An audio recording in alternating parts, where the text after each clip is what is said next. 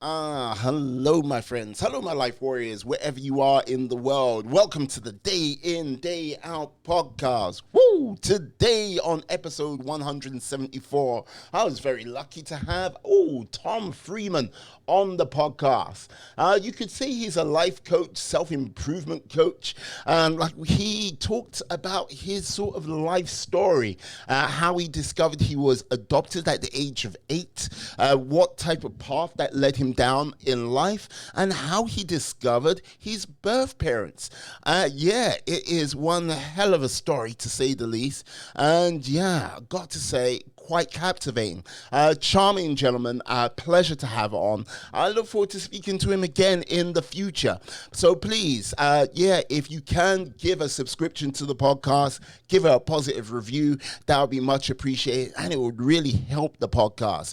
But please enjoy the show, have a great day, and yes, I look forward to speaking to you soon. Have a good one. Peace. Yes. Hello, my friends. Hello, my life warriors, wherever you are in the world. Welcome to the Day In, Day Out podcast. Woo! Today on episode 174, I am very privileged, lucky to have Tom Freeman. You could say he is a life coach, self-improvement, as well as having an epic story to tell, to say the least. Now, Mr. Freeman, how are you today? I'm doing absolutely wonderful. Thank you for having me. Oh, It's a beautiful sunny day in Las Vegas, Nevada. well, you know what? Thankfully, there's sun somewhere in the world because let's just say it's not here in the UK. Right. Wet, damp, and more wet. Now, I have to say, like, it's very interesting that, yeah, your last name's Freeman, because I think you've had to go on some epic quest to basically get your sort of to become a free man of, yeah, your past, like, yeah, your past, bringing it up to your present, and hey, what the future holds, I don't know, but something bright. How did it all get started, may I ask? That's a great question. In fact, no one's ever actually posed it to me that way before. I actually was not born a free man. Hmm. Interesting. I was born summer of 69 in San Francisco, and I was born a Fontaine. A few Fontaine. weeks later, I was adopted and I became a Freeman forever, in name only. Ah. Not until about 6 years ago, this past Saturday, did I actually start to free myself. And over the course of the last few years, I've been able to learn quite a bit about myself and take the road less traveled. Hmm. And as I slowed down a little bit, I was able to actually go out there, make change by choice. And the results have been inspiring to a lot of people, the Mhm. most important being myself. Right. So, like, this is the thing: being born a Fontaine, then becoming a free man, like 6 days after. How did you discover you were a Fontaine? Well, it actually goes back a little bit further than that. Adopted about 7 weeks after I was born. I Mm. was raised in a beautiful, loving family. My parents have since passed on. And while they're still with me, they're in my heart. My three wonderful sisters, who I'm very close with, we grew up in a loving, safe, secure household. Right around the time I was 8 years of age, I found out I was adopted. And when I found out I was adopted, an 8-year-old processes that information the way an 8-year-old processes that information. And what I mean by that Uh-huh. is that I took it, Yeah. I heard it, I asked why, and I was told, "You're special. You're a gift from God." And I could have taken that as it being, "You're special, you're a gift from God." But I actually took it as, "Why aren't they telling me the truth?" Ah. And that path that I took that lonely, dark, shrubbery-filled path ended up leading to a very predictable path of destruction. And not until many, many, many years later did I muster up the courage, through a number of other changes that took place in my life, did I muster up the courage to actually go back to that 8-year-old boy, work on that 8-year-old boy, and find out that, in fact, that answer, you're a gift from God, you're special, was absolutely the perfect answer. Because to my parents, I always was special, and I always was a gift from God. Mm. And so walking that lonely path backwards, and then over the course of the last 6 years, taking the new path, it's been unbelievable. Mm. Yeah, but like this is one of the things is, yeah, you're special, you're a gift from God, but one of the most important things is they chose you. Like, you know what I mean? Like basically, like the amount of people, okay, who have kids and it's like, yeah, like you go, this kid's like an angel, and basically from the same family, this kid is like a feral Wolverine. Stop it. Yeah. Right. They chose you, and like, you know what I mean? That's a hell of a thing. Like, you know what I mean? But when you discovered that when you were 8, was that when you heard that, was it just like a switch and you were like, okay, that's it, time to raise some hell? Or was it a gradual thing as you started to process it more? It was a gradual, slow burn. Okay. The most vile, disgusting, evil creatures on this earth are other children. Oh yeah. And I say that jokingly, of course, but growing up, kids can be brutal. And for the longest time, I thought that I had this scarlet letter, that I was adopted, because my 3 sisters weren't. 5 years older than me. They adopted me. 18 months later, they had another daughter. And then 5 years later, they had another daughter. So I never understood why I was adopted. And I was pretty open about it. I've been open my whole life. And when I was going through this, growing up, grade school, all of a sudden people would make fun of me. Why are you making fun of me? I'm just adopted. Why are you making fun of me? So I started to build a pretty healthy, scratch that, unhealthy resentment. And in my teenage years, I started to carve this path, and this path was destruction. I wasn't going to let anyone get close to me. I was going to hurt you before you could hurt me. You weren't going to abandon me, because that's what I associated being adopted with. I was abandoned. All right.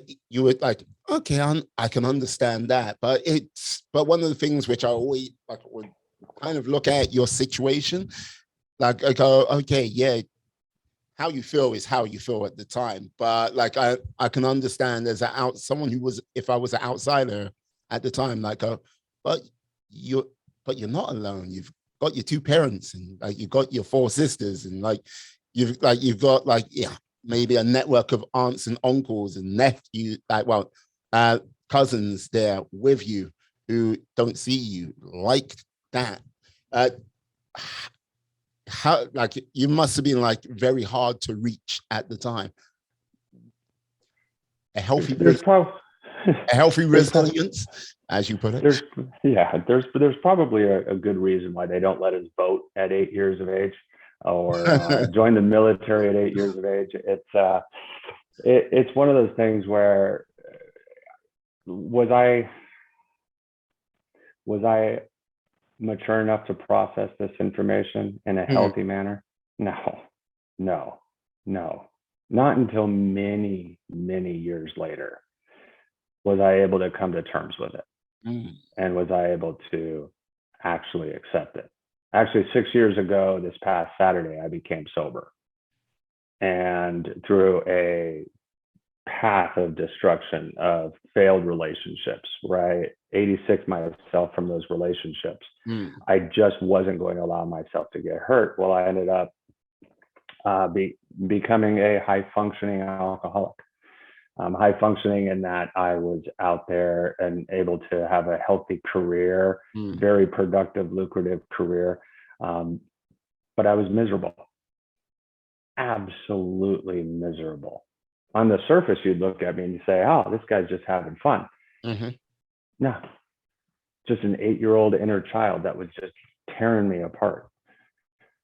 And 6 years ago, I decided to make that rather significant change. Yeah. So what was it 6 years ago which like sparked that off, which like ignited that change? What was the epiphany moment? I woke up one morning, I was with a friend, and I spent the day with a friend. And that the day after, I sat outside, I was smoking a cigarette, and I realized I had not drank the day before. And I sat there and I was by myself, and I just went as far back as I could. I went all the way back to high school before I could find a day where I wasn't drinking. I'm 52. And so to go back that far, that meant I had been living my life in a bottle and other recreational that I won't mention opportune. And so I realized, okay, I could do it. And then I did it one more day. And then the next day, everything was going fine. I was like, hey, I can beat this. I don't need to drink. I got this. Oh, no. And then people who had been away came back into my life. I picked them up at the airport, and all of a sudden, all I wanted to do was drink. And it was at that point I realized I'm an alcoholic.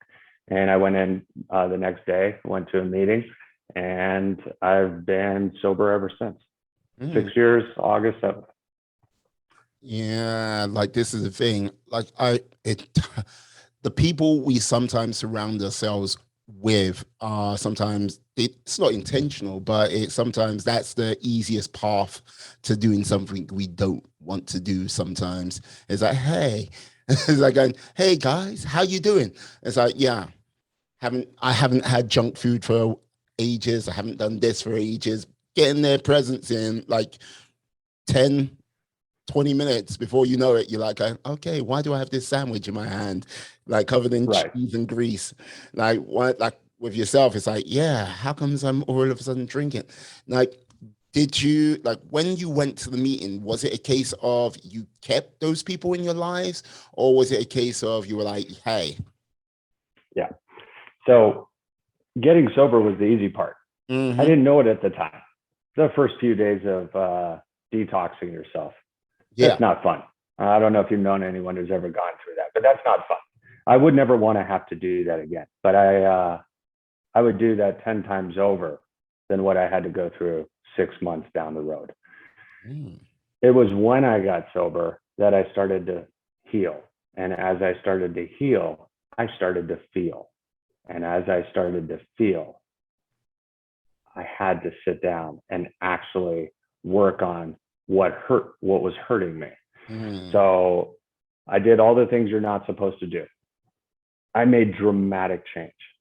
I got divorced. I got into a new relationship. I moved my career. I moved my home. All the things you're not supposed to do. I did it because I've always been in control of everything in my life. Well, 6 months into my sobriety, I was thinking of taking my own life. And it was at that moment, crying in the fetal position on my therapist's couch after having almost taken my life the day before, that I went to a facility on the other side of the United States to spend the better part of a month on working on the post-traumatic stress disorder, PTSD, for that 8-year-old inner child. And when I came home, I didn't go away for alcoholism. I didn't go away for drug addiction. I went away to go work on that little boy. And from that moment, every day since has been the most epic, unbelievable journey, story, transformation. At least that's what my friends and family tell me. Ah, yeah, because like this is the thing. Like I can imagine when you say, yeah, like you like being in control. Yes, sir. I would say like, yeah, having been told that, yeah, you're adopted like at the age of 8 must have been like, okay, right. That Right. you're spinning out with that. How can I like make like just have some sort of terra firma? Um, and basically going through all that time, like yeah, drinking, doing what you're doing, and then basically still feeling complete control. But as soon as you sort of had to get sober, and this is where I'm like this is where I play armchair psychologist. Like it was a case of I think it was a case of you had to stop running and confront yourself. And that's where the sort of like pain was, the discomfort to allow you to grow, would you say? Not only did I have to stop running, I had to stop altogether. Hmm. And when you're running that hard, that long, that fast, and Mm. then you slam on the brakes, everything else just plows right into you. And it was tough. It was Mm. tough. I had to work on myself. I was no good to anyone else. I'm a father. I've got 2 grown children. In fact, I became a grandfather. My oldest son and his wife made me a grandfather this past spring. Ah, And I got to tell you, I'm just thrilled. congratulations. Thank you. Thank you. I wouldn't have been here if I hadn't have stopped. Mm. And I wouldn't have been able to hold my granddaughter in the hospital if I hadn't have stopped. And so the really cool thing about all of it is that 8-year-old boy, he's smiling ear to ear. Mm. And the reason I say that is because let's fast forward. July 14th, 2 years ago. Actually, let's back it up. A couple months earlier, I was at a conference and there was this show on MTV that ran 100 Things to Do Before You Die. And Yeah. I'm listening to the keynote speaker, and he's up there and he's talking, and he walks off the stage. And it was the last day of a conference, you know, the one when no one ever goes to because they're too hungover. And I'm sitting in the front row, and he walks off the stage, and I ran up to him and I said, "Hi, my name is Tom Freeman, and there's been something I've been wanting to do my entire life. I've always had a list of things I wanted to do, but you just put the one item on my list, and I'm going to make it number one. I'm going to find my birth mom." Mm. And he said, "Here's my card. Stay in touch with me." I got on the plane. I texted him and said, "Thank you so much." He texted me back and said, "Stay in touch with me."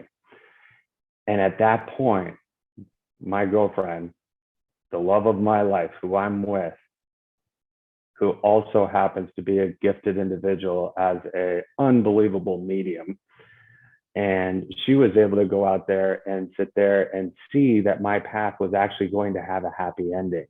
And so over the course of that spring and into the early summer, we made the decision. And that decision was that I was going to reach out and I was going to find my birth mother.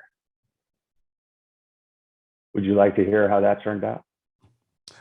You know what? No, we don't really have. No, no. But So got to go commercial everybody break. needs to go now. Bye bye. Okay. Yeah. All right. Yes. So here, I'll give you the shortened version. No, you Every can give me Sunday the long for, version if you want. Hey. all right. So every week I would go on to Google and I would type in find my how do I find my parents, or how do I find my birth mother. And I happened to make a mistake one day, and I just typed into Google. I think I was just frustrated, and I said, "I need a birth parent finder," and up pops this webpage, birthparentfinder.com. And so I type in my information, and they always want to call and tell you something. And the next morning, this gal from Florida calls me and says, "Tom, we got your inquiry, and we think we can help you." And I'm like, yeah, fine. I know you all think you can help me. And she said, "No, we actually can't." And she proceeded to tell me, she goes, "We have microfiche.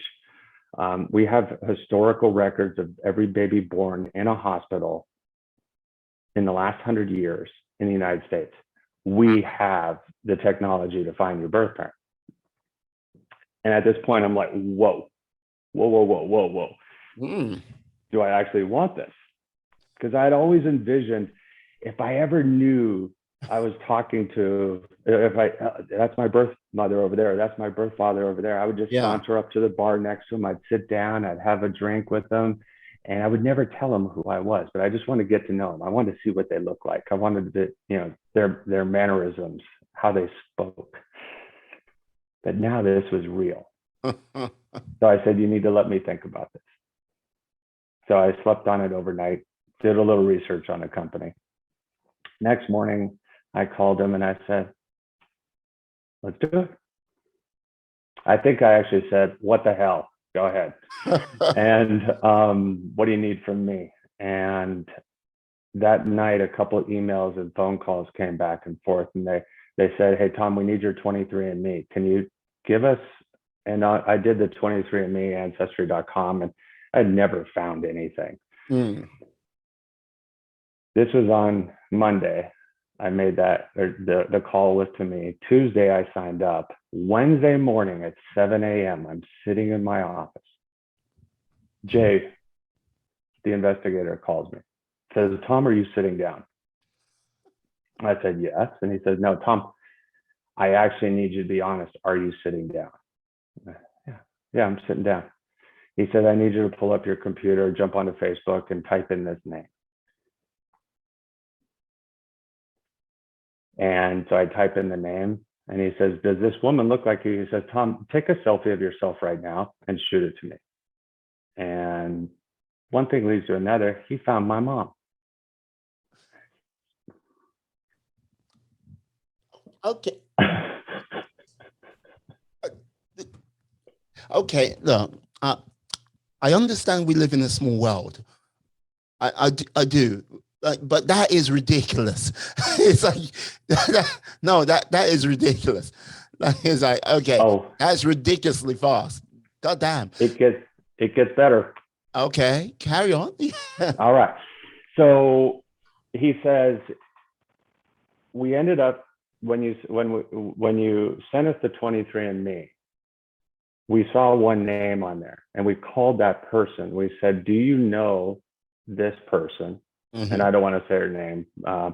And said, do you know this person? And she said, no.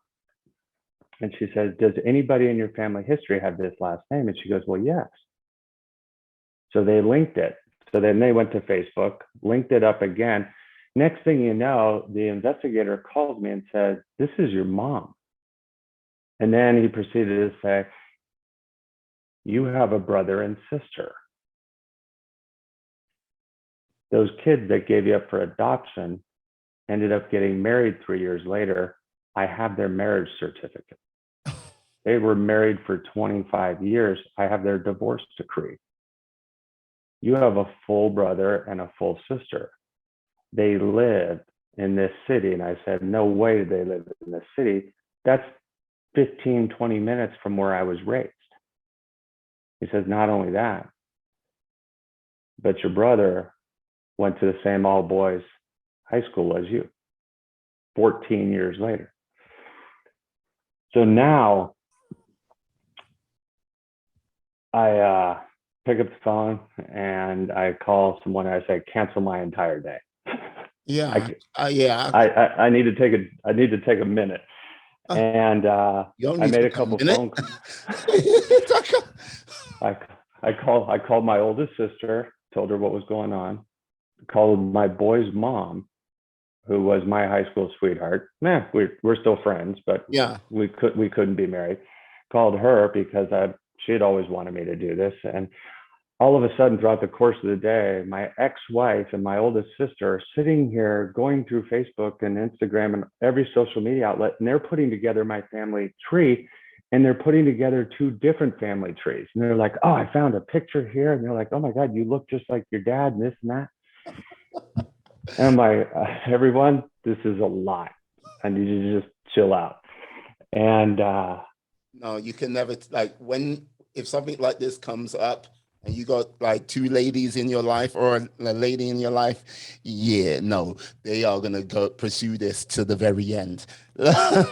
Absolutely. Now, remember, I said, I need you guys to chill out. I didn't say they did. Oh, And so, right. And so it ended up being so much fun because the investigator was trying to reach my birth mother. Now, my birth father has zero social media presence. You could never find him anywhere. And so they ended up reaching out, connecting with my birth mother. Mm-hmm. And now everything that I tell you is coming from them. My birth mother I ended up speaking to her about a week later. She ended up telling me, oh yeah, this is how that call went. I fell to the ground. I fell to the ground and started crying. Okay. And I got up and I called your father, who was on a motorcycle ride with his two brothers. And he said, Steve, remember that situation 50 years ago? That situation. Remember that thing from 50 years ago? Mm. He's like, yeah. And so he was up in Canada, and he left his motorcycle in Canada, flew home. And at this point, I'm not having any real connection with them. They're figuring this out because they've been divorced for 20 years and they've got two grown children, and those kids don't know about me. So he sits down, or they get together, and they live a couple hours apart from one another, and they call the kids. Now, this is on a Wednesday that all this went down. They call the kids together and say, hey, we need to have a family meeting at 4:00 on Monday up in Northern California. And so they all meet at this coffee shop, and they're like, guys, we got something to tell you. My older sister says, what, do we have a secret sibling? And they said yes. And then they proceeded to tell them about what had taken place. Oh my God. I sorry, but like, I would love to be a fly on the wall while this conversation was going down, because like, this is the thing. To to think you're the only two of that family, and then it's like, yeah, you discover that is shifting in itself. Like, I imagine, like, as shifting as it was for you when you were 8 to like find that out, like, to like all of a sudden be like, okay, you've gone through all your childhood, you've gone into your adult life, and then basically, hey, by the way, you've got an older brother out there. It's like, what? When were you going to actually tell us about this? What the hell, you know? That must have been, yeah. Especially for my sister, who later ended up confiding in me when I met her. This is very difficult for me because I've always been the oldest, and I'm the only one to give them a grandchild. And now you come along, you're the oldest, and you gave them two. And that's been a tough one to overcome. In fact, fast forwarding a little bit, after they spoke as a family unit, then I had my first conversation with my mother. And it was at this point we ended up speaking, and we made the decision that I would end up meeting them. And it was on July 14th, 2 years ago, on my 50th birthday, that I boarded a plane and drove an hour and a half. I don't remember the flight. I don't remember the drive. And I walked up to my mother's front doorstep and met my mother, had dinner, spent the night, and hung out for a couple of days with my mom on my 50th birthday. Okay, I can only imagine like the sort of emotions bubbling through and everything like this. Like, was there like, okay, apart from the sort of the obvious why did things go down the way they did to make me a Freeman and not, like, you know what I mean? Like, what questions apart from that came to mind? Do you remember? Or is it just all a crazy blur, a crazy haze? Well, it's actually okay. So I'll answer that. One important thing, you mentioned earlier about how quick it all took place. The irony in it all is that it actually could have happened faster, except my parents, for whatever reason, when a child is born in the United States and is given up for adoption, a child is immediately named. They're named after their birth mother. They're given the birth mother's last name. Mm. Not in my case. For whatever reason, they gave me my dad's name.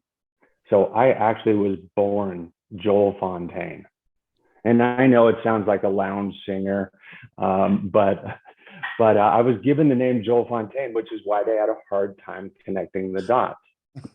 And so it ended up being fun when we met. It wasn't, I had written a letter to them after I found out because I didn't know if they were going to be receptive to meeting with me. So I wrote them a letter. And in that letter, I just wrote and cried and wrote and cried. And essentially the message was, I really don't want anything from you.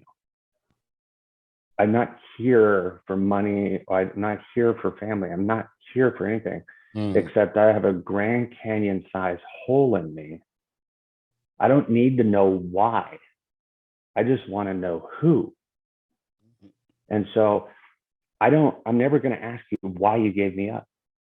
I'm never going to ask me what life would have been like without you. I'm not going to ask for any money. I'm not asking to be invited to Christmas. I just want to know who. I've got my life. I'm good with my life. I just want to know who you are. I just wanted to get a chance to meet you. And because of that letter, they met me. Now, my mom and I, in the last 2 years, have had ups and downs. Really close. And then she had to pull back. And that's okay. I'm good with that. She's got the guilt. I have the abandonment. I get it. I'm totally good with it. So we go at her pace. My dad, we talk every week, every 2 weeks. My brother and my sister, I flew up, I met them on a separate trip. I met my mom on one trip. I met my dad 2 weeks later. And then 2 weeks after that, I went up and I met my brother and sister. I've only seen my brother and sister that one time. This is too hard for them. My brother, he's cool. He'll, hey, happy Father's Day, happy birthday, hey, how you doing? Stuff like that, a text here and there. My sister, nah. And I don't think he'll ever be any. We'll see. That's on her. I'm going to honor my letter, which was, I just want to know who. I met my sister and I met my brother, but really, I never thought that I have a mom and dad. See, the thing with the brother and sister is like, okay, it's nice knowing that I have them, but I never thought I had a full brother and sister. So I wasn't let down by finding out that they don't want to see me. I never actually thought about that. And Hollywood makes it that the dad is always, you don't know who your dad is. I got a twofer. I found out I met my dad, and he's a cool guy. We look alike. Our mannerisms are the same. Our sarcastic sense of humor is the same. The way we go through life is identical. Isn't that weird though? Like, because okay, like the whole thing is you've never had contact with the guy, your dad, like your biological father for 50 years. But yet you have the same mannerisms, you got the same type of sense of humor. It's like it's like what? Nurture versus nature? You know what I mean? Come on. Well, it's actually funny. So Arlene and I went up when we went and met my dad. Yeah. I met my mom by myself, but I needed help to go meet my dad. And so Arlene came with me and we're out to dinner and it's that awkward conversation, during dinner. Yeah. And then we go back to his place and we're just sitting in the living room. He's in his chair and I'm on the couch and we're just sitting there and we're talking back and forth. We're just getting to know one another. Just talking. Well, Arlene realized what was happening. So Arlene and my dad's wife went over into the other side of the room. Well, I didn't know until we got on the plane the next day that she was snapping pictures of us talking the whole time. And I kid you not, it is one of the funniest things.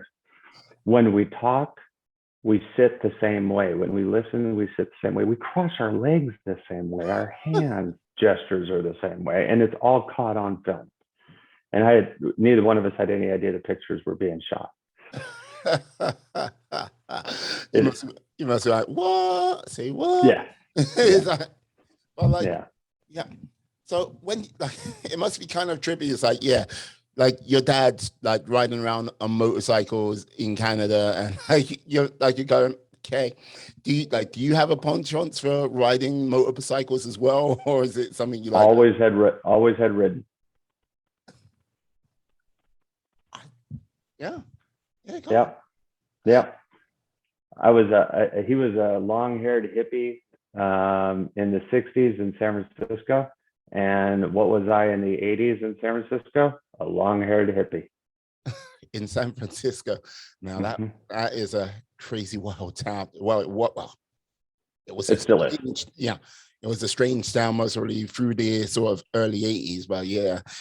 Right. I'm sure you had a good time there. I won't go into too much detail.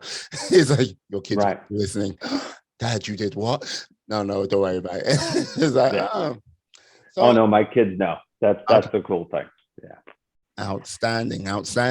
So now that you've met your birth parents, met your siblings, your biological siblings, now do you feel like you are sort of more complete as a person because now you kind of know, or do you feel like there's still parts of you missing?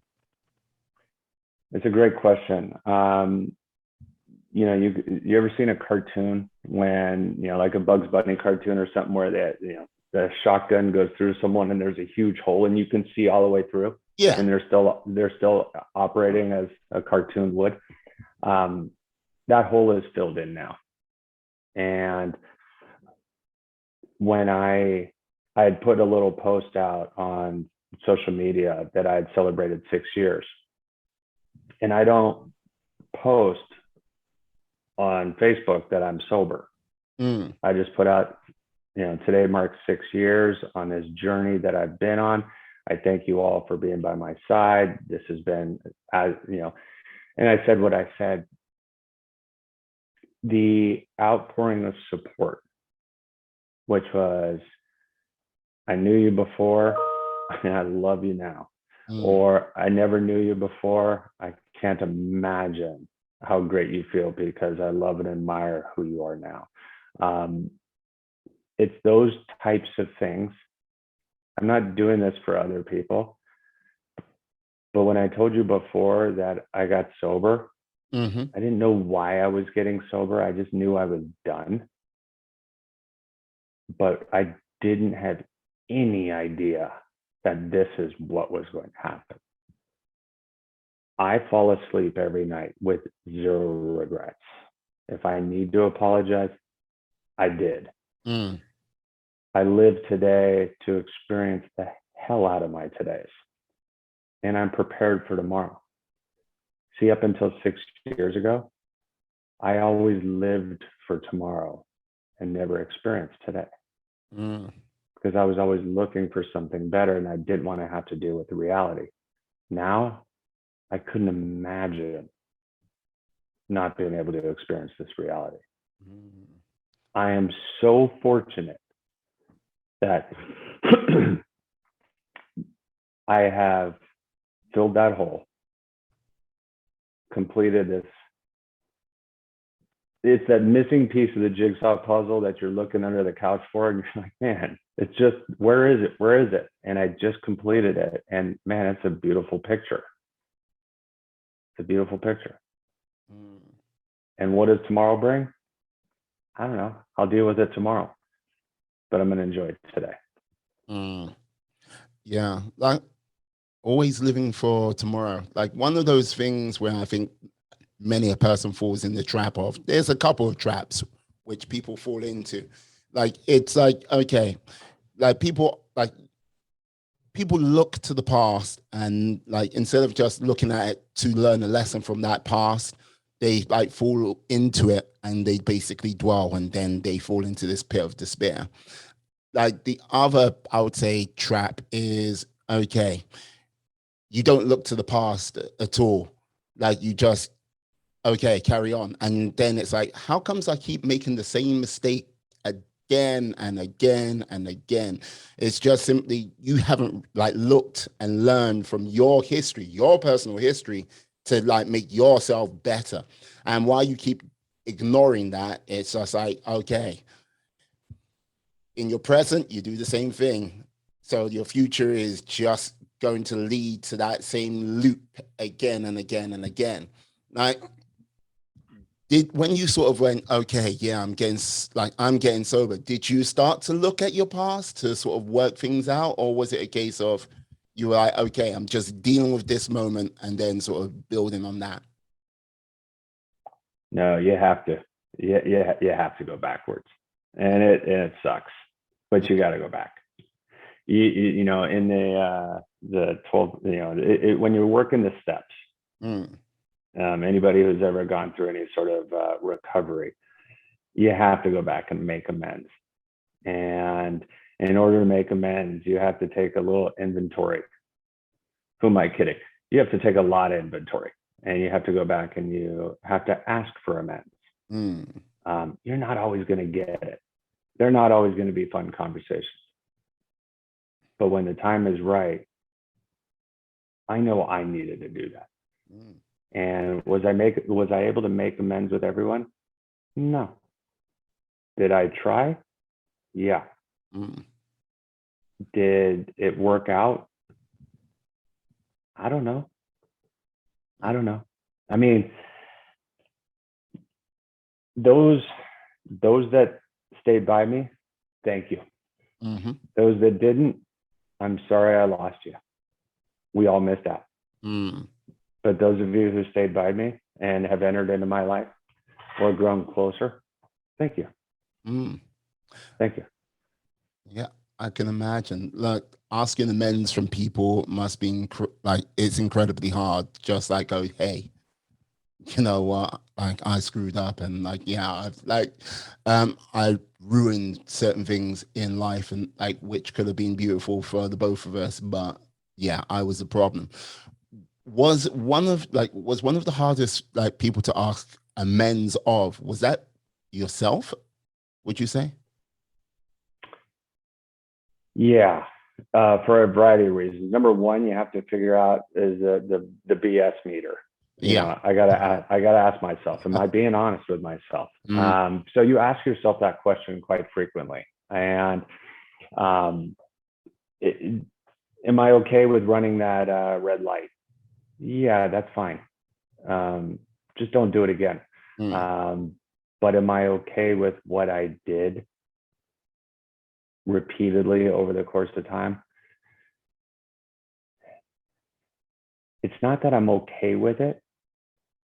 I just have to forgive myself. mm, And generally speaking, it has to do with people. It has to do with relationships. It has to do with me thinking I was doing something right. And what I was really doing was something very wrong. mm. But I had just convinced myself that I was doing right by people.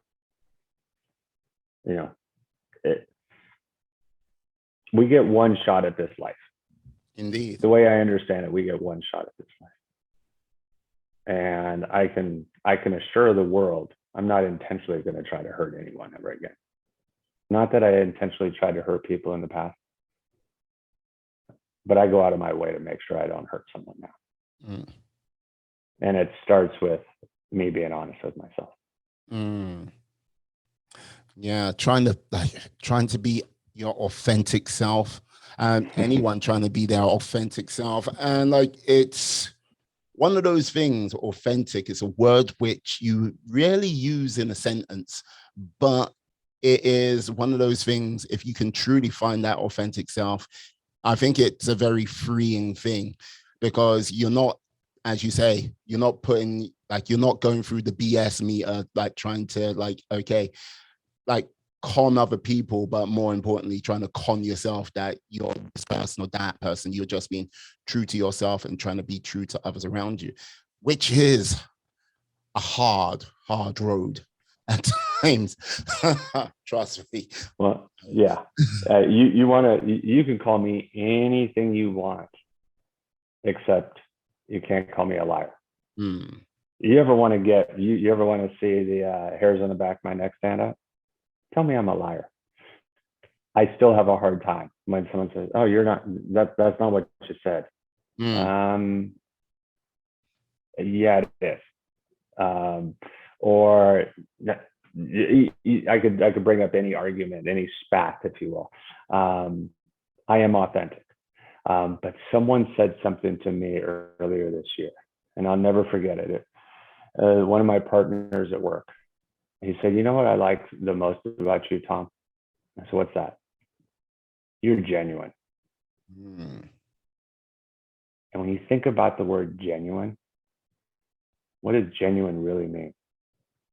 Did he say I was perfect? No. Oh. Did he say I was without flaw? No. He just said, "You're genuine. You tell it how you see it. Mm. You live it how you feel it. You're just genuine." And I was pretty good with that. No, it's a good place to be, you know? And yeah, no one had said that to me before. Mm. Because like this is the thing. Yeah, perfection. Perfection is an illusion and it tricks us all. And basically perfection is one of the biggest killers of like ambitions and dreams that you'll ever meet. Same thing with procrastination, because everyone goes, I need to wait for that perfect moment. I need to wait for that perfect time. Oh, like when that moment comes, then I'll act, then I'll make everything happen. And it's like, you know what? I want to meet Halle Berry and like, yeah. And like, you know, Yeah. drive fast cars and like, yeah, make a myriad of things happen. Like, yes, have a big S on my chest, fly, but that ain't gonna happen. But you wait for perfection. Mm-mm, no, just got to get on with it and go with it. And like to be called genuine, that is like a hell of a compliment right there. That's the way I took it. Not trying to be perfect, but I'm totally good with being genuine. Yeah. I have to ask, like, you know what? With all of this, like, okay, look, I'm a strong believer in like people need to experience discomfort in like in a way to help make them like help them grow, help them develop, become better than they like were. With all of this, how would you say this has like impacted your life in a positive manner? What would you say has been like maybe two or three things which you like, hey, this is how it's kept? Um, Great question. It was about 6 years ago, when I had moved one of the guys I was working very closely with, he had challenged me on something. And I said, "Listen, it's my job to protect you." And he said, "No, it's not." And we ended up having a conversation. And the way that I took that fatherly role to an extreme, that brotherly role to an extreme. And I would literally tell people, "Yeah, my job is to protect you.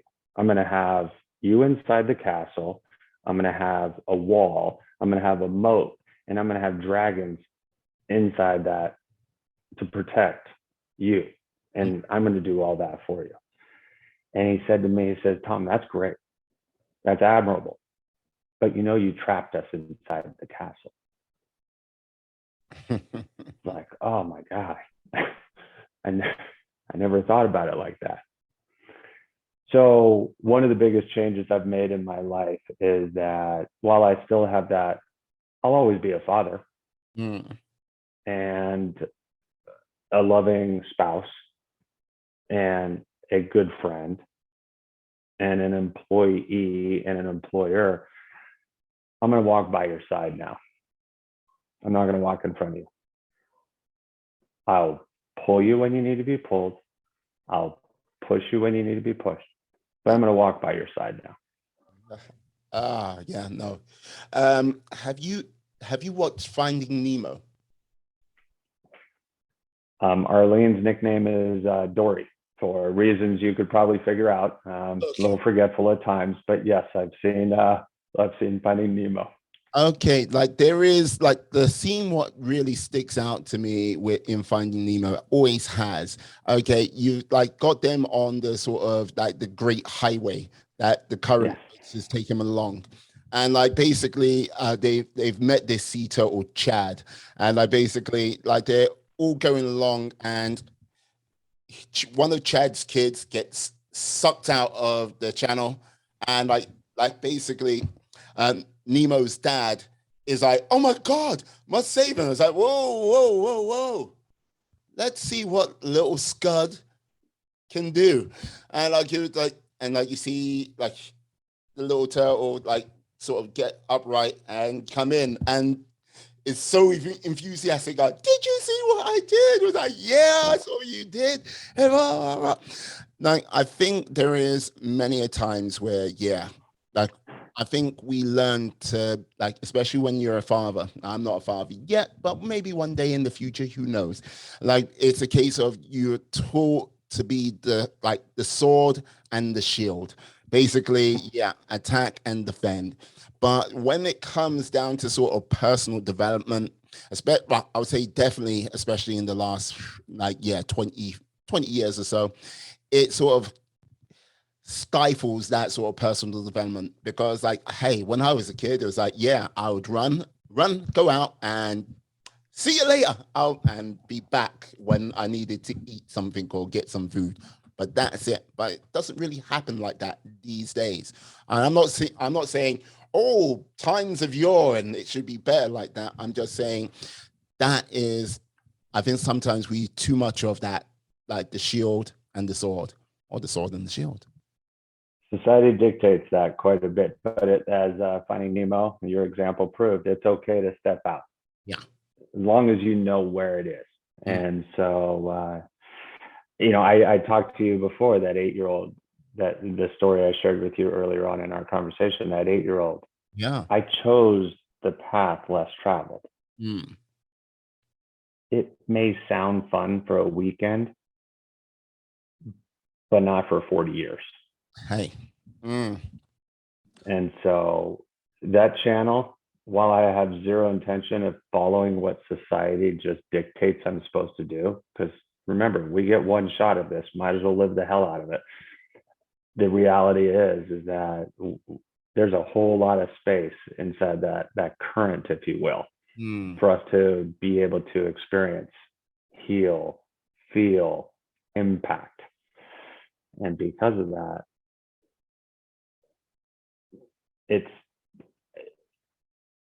I'm 52 years old and I feel like I'm 12 and I've got the energy of a 12-year-old.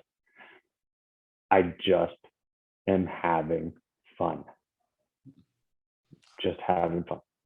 And so with this like positive energy, this vitality, which is like bubbling in you to be this 12-year-old, like, well, what are you going to put that energy towards? Because look, you've got to use it somewhere, and hey, you got to share that positivity the way I see it. How are you going to do that? Well, 50 years in California. Have you ever been to California? I have not been to California. I've been on the East Coast, but not the West Coast. No. All right. Well, you gotta make it out to California one day. See, everyone wants to go to California. You trip and fall over movie stars, right? You got the beaches, and you got this, and you got this. Well, the reality of it is, I spent 30 years in the Bay Area and 20 years in Southern California. 2 different worlds, by the way, completely different worlds. Well, what happened during COVID when we were all on lockdown? I said, I've served my time, 50 years. And I moved to Las Vegas. Why? Because I could. And you may say, Tom, you said before you're sober. Why would you move to Las Vegas? Why not? Why not? I'm not going to start drinking There's alcohol in California. Just because I'm next to the strip, the Las Vegas Strip, doesn't mean I'm going to start drinking. I could, but I'm not. I'm not giving this up for anything. And so right now, I'm just experiencing. Minutes before I got on this call, I went to Arlene, who's on the other side of the house working, and I said, is your calendar open in January? And she goes, yeah. And I said, great, I just booked a trip. Open up your email. And she goes, oh my God, this house is beautiful. And I said, yeah, let's tell everyone tonight. So we just booked a trip to go to Costa Rica. Nice. Why? Because we can. We're fortunate. And we're fortunate because we're living our life by design as opposed to what's being dictated. And so my parents, my mom and dad who raised me, are looking down from whatever your beliefs are. They're looking down, and I know that they're proud of me.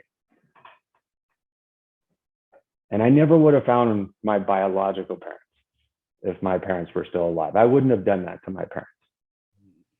I wouldn't have done it. It was too difficult talking about it as a child and as an adult before they passed.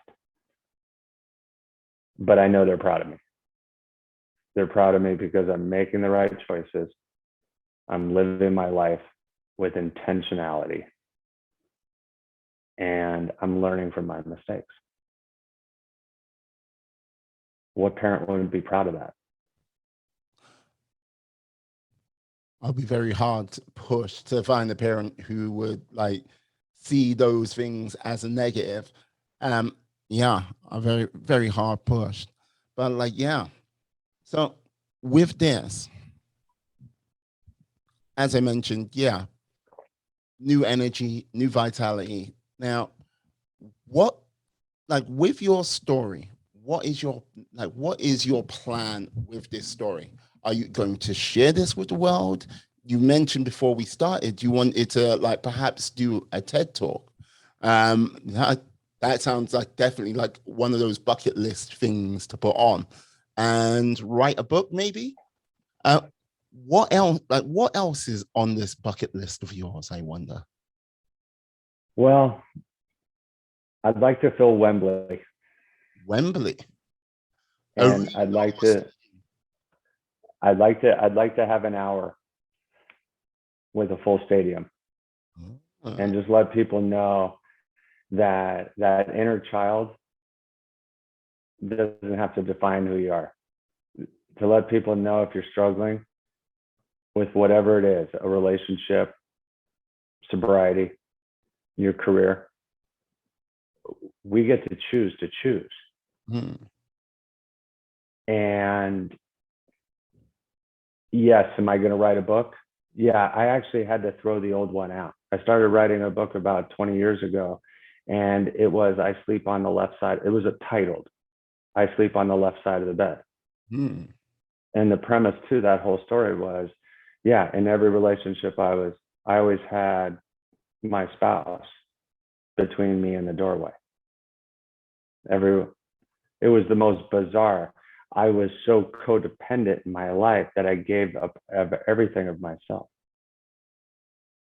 And now I don't know what the title of my book is, but I absolutely can tell you, I'm going to write it. No one may read it. No one may buy it, but I'm going to write it.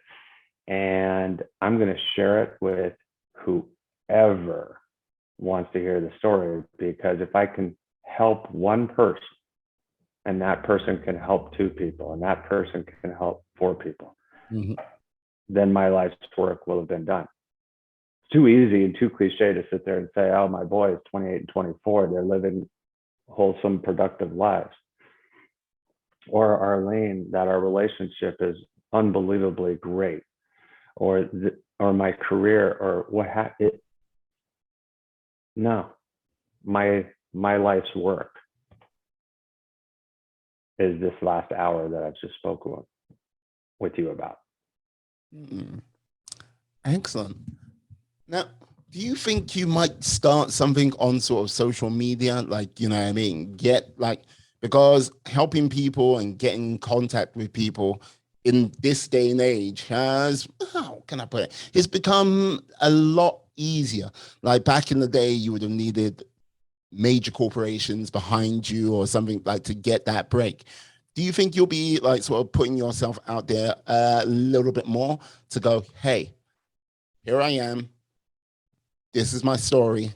This is my message. And this is how it can help you? The answer is yes, and it will be soon. I keep saying her name. We've been working the last couple of years to have Arlene follow her gift and impact the world. Mm-hmm. And I'm seeing exactly what you just talked about from a social media perspective about how many people want to connect with loved ones who've passed on. Mm-hmm. And I see how powerful that is and how her business is flourishing. So I've been putting a lot of efforts in supporting her. It's going to be my turn here relatively soon. And yes, I absolutely am going to be going 100% into this world. Enough that will I walk away from my career as a financial planner, someone who has had a very successful career running a large firm. Will I step away from that? Hell yeah. Hell yeah. Absolutely. Yeah, the old adage, like I often say sometimes, is like in order to grab something new, you need to let go of what you've got. And yes, many people, which find it incredibly hard to let go, because hey, what you're holding on to, like it can like symbolize many things, like security, identity, like you know what I mean, like community. But to go on to something newer, it might be better, it might be worse. But if you need that change, you need to let go of what you've got. And so hard, some people find it. And like this is the thing, you look, with the way you went, okay, yeah, I'm getting sober, and like, yep, I'm getting out of town. You kind of embrace that and you live it. So, like some people might go, that's to the extreme, but it was necessary for you. Would you say, or what, am I wrong about that? Do you wish you did it a slightly different way?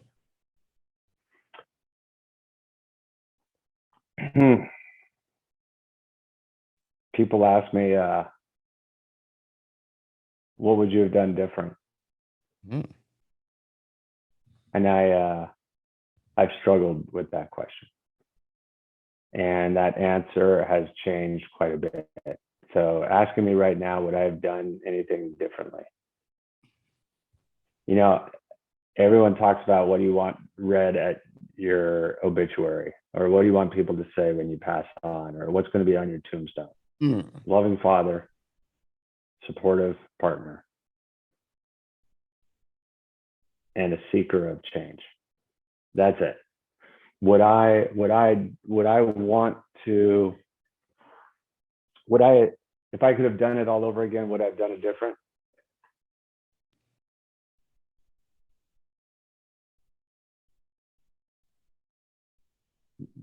No.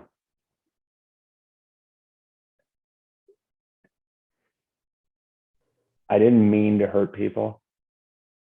I didn't mean to cause tears. I didn't mean to cause tension. And this sounds very selfish, and it's not intended to be selfish. But the way I feel right now, if I would have done anything different, I might not have had this.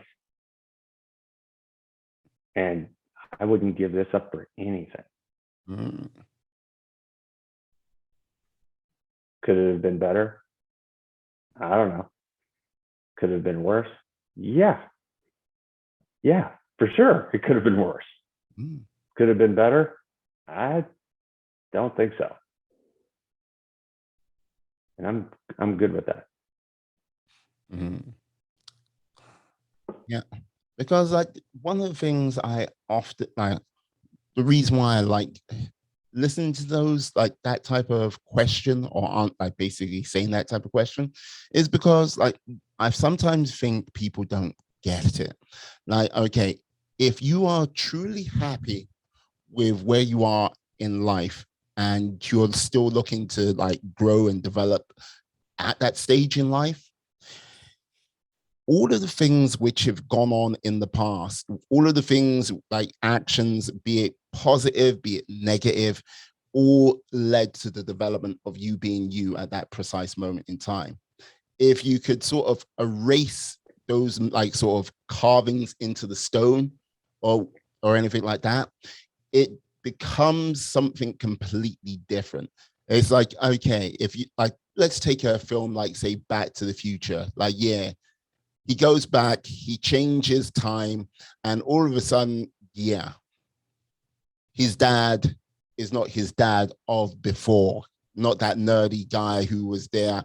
He's a much more confident fella. And it's like, okay, then they go back, change it again. It's like, yeah, now his dad's gone and his mother's changed and everything like this. But with if you could tamper and change your past, you're not going to be that person you are right now.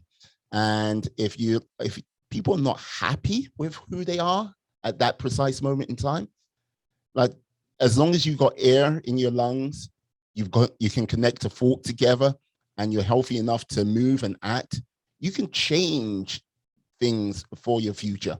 It's just a case of you need to just get down, knuckle down, and do the work. That's the way I see it, you know? I couldn't agree with you more. I don't get to just go ahead and hit a race. A man once gave me a poem, and the poem's over 100 years old, and it's called "The Man in the Glass." And the man in the glass is essentially summarized in such a way that the individual that I'm looking at in the mirror, do I respect them? Mm.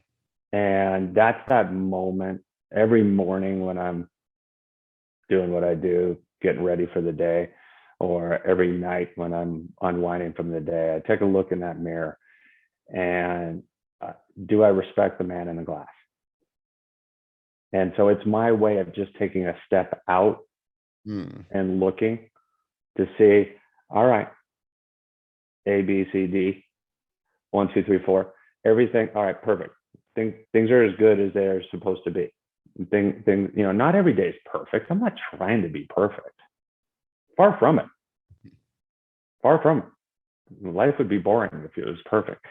But the individuals who sit there and go on and on about how great their life is, brother, you need to take a look at it, because something is disconnected right there. No one's life is that great.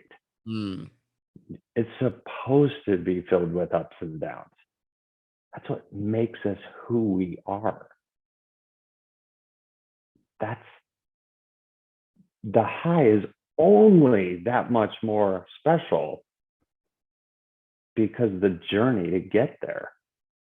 Does that make sense? Yeah. No, it makes sense to me. I understand that. Like the whole thing is like, how can I put it?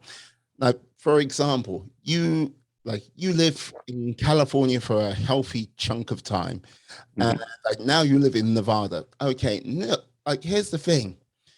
You know nothing, you knew nothing but sunshine and perfect sunny days and everything like this. And it's like, okay, it's summer eternally here where we live. Right. Now, if you are on the East Coast, let's pick a nice cold place in the United States. Okay, Chicago. Okay, which goes from one extreme to the other.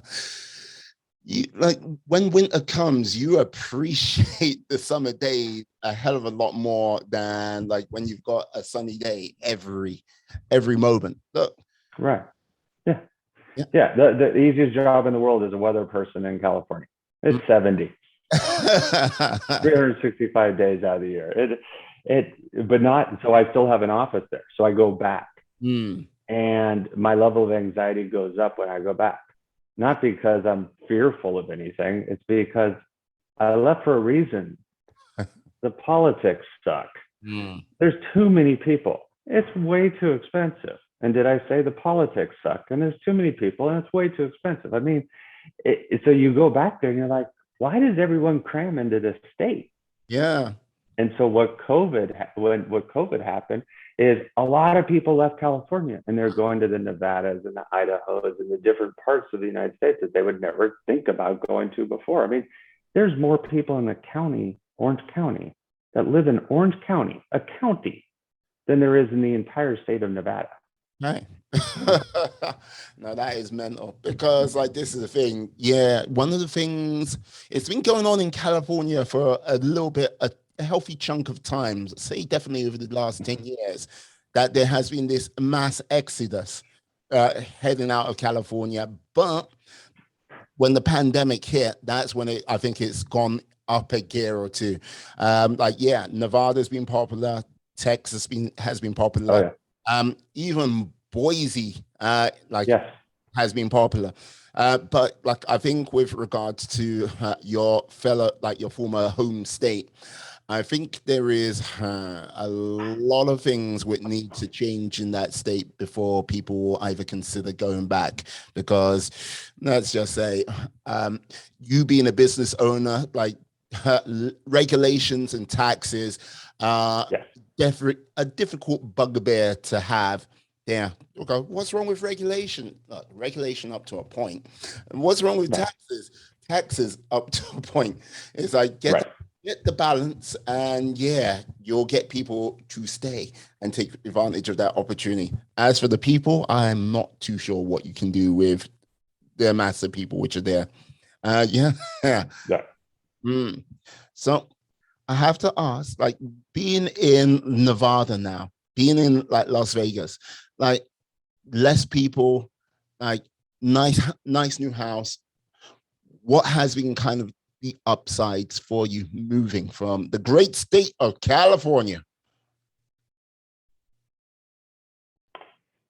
Look at that side. I could play a new golf course every week and not play all the golf courses in the Las Vegas area in 1 year. I love golf. Every time I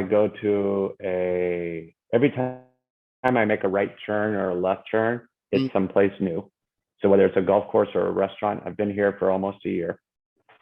And Arlene is from here, so all her family and friends are here. And it's been fun. It's been fun. I'm meeting new people. And sure, I can go to the Las Vegas Strip. Do locals gamble? No, we just go down for the food. And we just sit and point and laugh at everyone that comes here and blows their whole paycheck. And I say that with humor because we don't point and laugh, but Las Vegas can be a very fun place to look at. So I could walk out my driveway and look 30 minutes away by car and I can see Las Vegas. And that is perfect. I can see Las Vegas, but I'm living Nevada. And the biggest difference, when I got here, I realized the very first thing I had to do was get those California plates off my car. Because in Nevada, we let people merge. We wave them in. We wave at people driving down the road. We actually honor the speed limit. Oh, it's like yes, the murder bowl, which is like LA driving. It's like, right. Yes. So I don't have to drive like I'm in LA anymore. Fantastic. It's like, I'm glad to be out. So with that, now that I can most probably going to be your new long-term home, your new base of operations, where do you think, like, where would you like to be in, say, 2 or 3 years' time? Like, fingers crossed, the world goes back to normal. Where would you like to be? Geographically? Or in life? In life, Your choice. You're the dealer here. I want to be able to be a very short plane ride or car ride to see my granddaughter playing soccer. I want to be able to say to Arlene, congratulations, this opportunity for you and your career is great. And for her daughter to be out of law school. I want my youngest son who came into my business to be able to take over for dear old dad. I want to be able to sit there and say that my son and I, we still go to a football game in a different city every year to support our team. I want to be able to say that the book is published and that people are reading it and that I'm getting the occasional phone call, text, or email saying, hey, thank you for giving me the courage. Thank you for letting me know that, you know what, it can get better. Outside of that, I don't need anything else. Contentment. Loving it. Loving it. Brilliant. Brilliant. You know, now, you know, I have to ask this. You may have, yeah.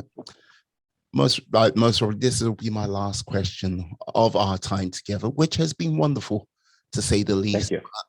Yeah, but like this is most probably the point where, like, I will either judge you harshly, in either joy or disdain. But we shall see. Now, while I ask this question, excuse me, got to get myself set. Now, okay. Now, picture a film, any film you like maybe your favorite film, maybe a film which is like moved you in some way. Have you got a film to mind? Yeah. Okay. What is the name of this film? Godfather 2. Godfather 2. Brilliant.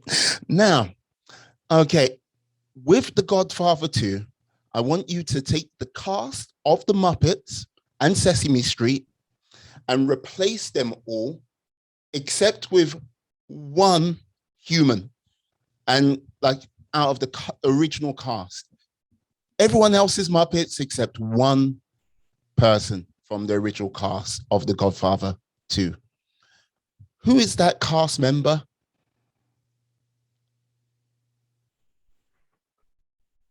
So I'm gonna replace all of them. So I need to replace all of them right now. All of them with Muppets, or the cast from Sesame Street. Yeah. Let's see. The interesting is I just picked a very difficult movie because Michael Corleone goes back in time. And so that's a really bad, a really difficult choice I just made. Well, Big Bird. Big Bird has to be Sunny. Big Bird has to be Sunny. Yes. Yeah. Michael. I would love to be Michael. I would love to be Michael, but I really don't want to be Michael. You can't be Michael because it's got to be from the original cast. Like you have this like assigning like Muppets here right now. Right. And right. But right. Okay. So right there to be Michael. Yeah. So who's going to be Michael? It's not Oscar. It's definitely not Oscar. It's not Big Bird or Snuffleupagus. Who is Snuffleupagus? No, you've got me on this one. Hey, man. I don't know how I could do it. And I've seen this movie so many times over, and obviously I know the Muppets and Sesame Street. I just think you stumped me on this one.